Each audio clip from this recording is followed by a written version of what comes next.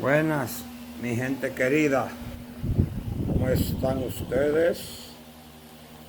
Espero que bien. Ramán Satián, bendiciones de lo alto para todos. Bien, señores, en estos días yo dije en TikTok, una red social en la que yo comencé a interaccionar hace poco tiempo, y dije ahí que iba a hablar de los convites, íbamos a hacer algunas cosas de lo que se hacían en los convites en mis años mozos, en los tiempos de cuando yo era niño y cuando era adolescente. La gente era muy unida, por eso me causa cierta añoranza a veces. La gente era verdaderamente unida, la gente tenía corazón sano y humilde, la gente no tenía malicia para nada. Entonces, allá, por ejemplo, había muchísima gente que no tenía conuco. Los que tenían conuco le pagaban jornales a los que no tenían conuco, pero en ocasiones quizás un obrero, un jornalero, era una persona pobre, pero una persona muy querida de todo el mundo en la comunidad. Y entonces la comunidad se reunía y decidía hacer lo que se llama una junta, que se le llama convite también. Entonces, en ese entonces, los terrenos eran prácticamente todos baldíos, solamente estaban usándose los terrenos que repartió la reforma agraria, y mucha gente tenía finca de esa, pero habían algunos terratenientes. Recuerdo a Chano Vargas, que era un gran terrateniente. Recuerdo a Leonel García Beltrán, que era amigo de mi papá, y que mi papá era el capataz de la finca de Leonel García Beltrán. Y recuerdo a otros, no recuerdo una finca, la finca Sara se llamaba la de Leonel García, la Vanessa era la de Nonino Pon, exactamente. Y no recuerdo cómo se llamaba la de Chano Vargas. Estoy haciendo remembranzas de cosas de mi niñez. Lo que hay es que en ese tiempo se hacían convites para ayudar a otras personas. Por ejemplo, si usted tenía un conuco y usted no tenía, lo tenía, qué sé yo, muy maltratado, ¿no? Con poco mantenimiento, porque usted era solo y usted no tenía la posibilidad de darle el mantenimiento, entonces la comunidad se reunía. Bueno, vamos a ayudarle al compadre fulano de tal, o al vecino fulano de tal, al amigo fulano de tal, y vámonos todos, matamos una vaca o dos vacas si fuera necesario, matamos 3 chivos, un puerco, que lo aportaba, dicho sea de paso, la comunidad. Y entonces nos íbamos todos, las mujeres se iban a cocinar, los niños ya de tamaño grande, 8 o 10 años, nos íbamos para hacer los mandados, para recoger leña, para hacer muchísimas otras cosas que se hacían.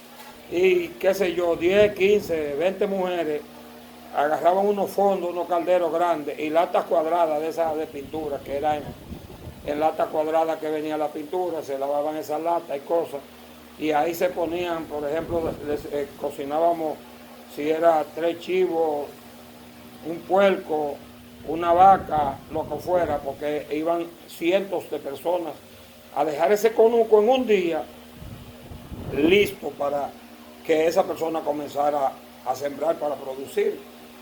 Y hacíamos eso, se le dejaba su conuco debidamente preparado para esa persona sin que gastara un solo centavo. Incluso si tenía mucha madera adentro del conuco, muchos árboles, entonces se talaban esos árboles, se cortaban y se hacía un horno para hacer carbón. Entonces todo ese carbón que se producía se le entregaba a esa persona, y esa persona lo vendía para su sustento. Entre tanto el conuco se iba preparando para producir. Entonces,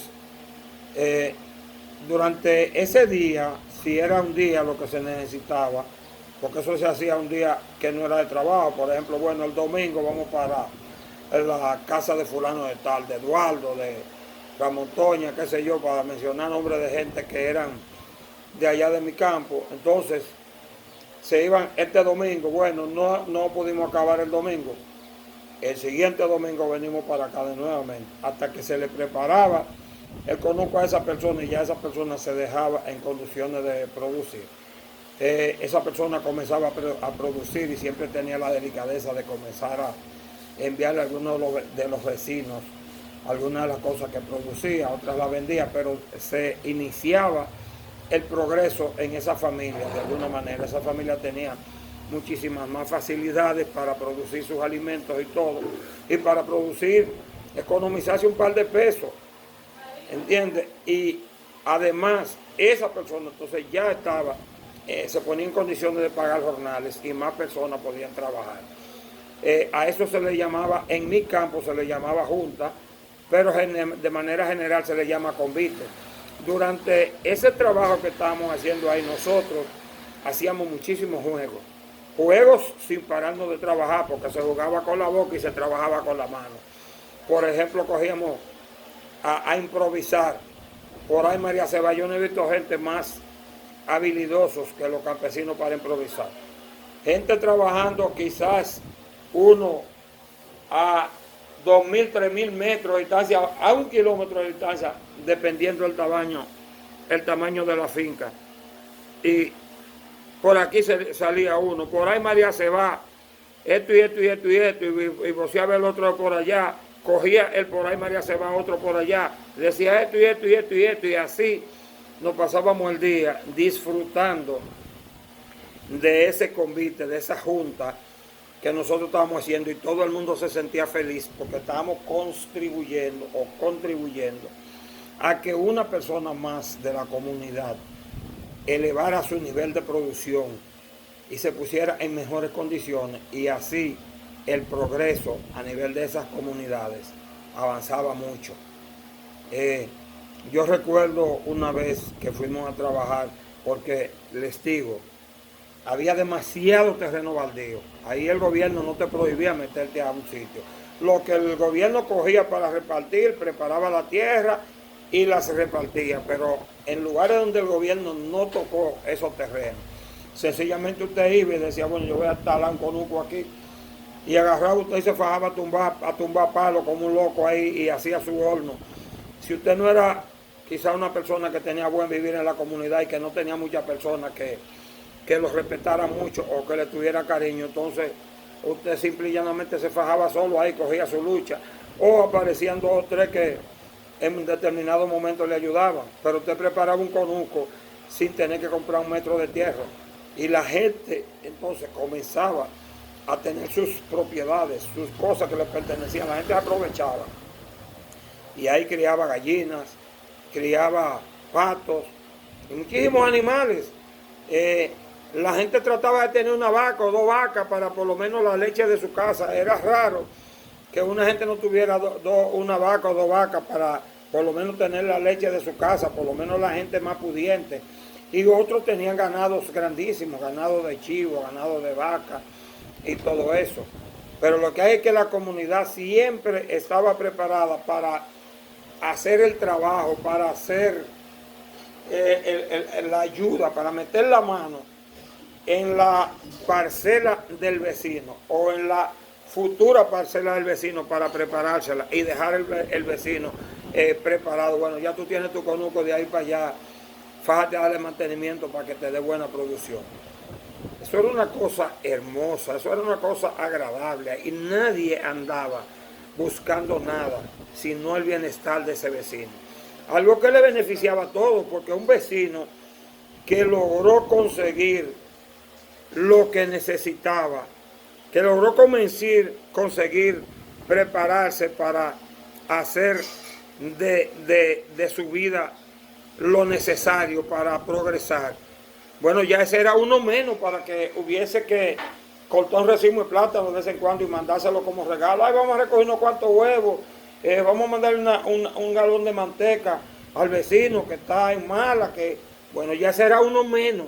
De manera que todo el mundo realmente se beneficiaba, porque cuando en una comunidad todos estamos bien, no hay de quién preocuparse. y nos rinde más lo que tenemos cada uno de nosotros. Pues la verdad que esos convites, esas juntas, daban unos resultados. Yo me da muchísima pena que esos tiempos, esas convivencias se hayan perdido, porque esas son las cosas más hermosas que yo he visto en mi vida. Eso era un asunto que yo lo veía, aunque yo no sabía definir la palabra solemne, pero yo le veía mucha solemnidad a eso. Otra cosa muy solemne en esos tiempos era el bautizo. Usted escoger a una persona como compadre, mire, eso era una cosa bien buscada, eso era una cosa bien escogida. Se buscaba a los mejores para ser compadre, para que sean los padrinos, porque los padrinos eran los segundos papás de esa persona a la que bautizaba. Y los padrinos podían darle una pela a esa gente, le podían dar una pela, lo podían corregir y todo, pero tenían el deber también de ayudar con la crianza de esa persona, no solamente corrigiéndolo, sino garantizando el estudio, garantizando que siempre esa persona estuviera bien de su estómago satisfecho y todas esas cuestiones. Era una verdadera responsabilidad lo que se adquiría. Y yo le digo a ustedes, señores, que para ser justo, debo mencionar a mi papá. Mi papá tenía 480 ahijados. Yo creo que el único que tenía más ahijados que mi papá era Trujillo.